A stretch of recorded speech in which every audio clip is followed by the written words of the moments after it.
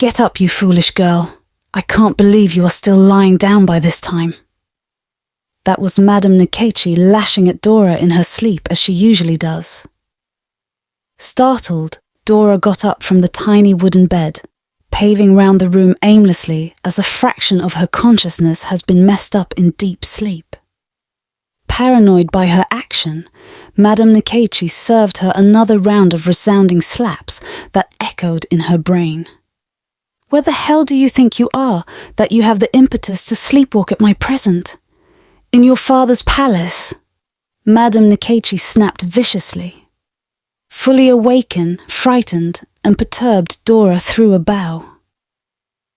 "Good morning, madam," she muttered and hurried to the kitchen and began her morning chores while Madame Nkechi stood there with her eyes glaring dagger at her. Dora was a beautiful young girl who lost her both parents in one of the Boko Haram attacks in the northern part of Nigeria while she was at school.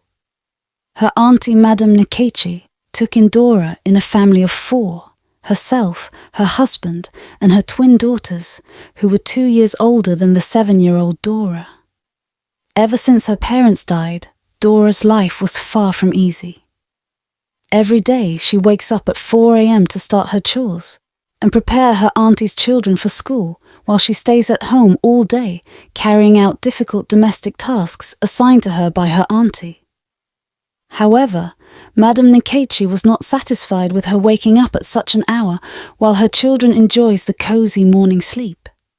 Instead, she resorts to flogging and slapping the girl severally to ensure that she got up promptly and start working till 11 p.m. before she would retire to a few hours of sleep. Dora had never experienced such treatments before, and she found it hard to understand why her auntie had been so cruel to her barely 3 months after her parents' demise. Somehow, she wondered if this woman and her parents had personal issues that she was not aware of. The flogging left her with cuts and bruises all over her body, and she often struggled to complete her chores, which would incur another round of beatings. Dora's auntie was a wealthy woman who believed that she could treat anyone like a slave and get away with it. She was never remorseful about her actions.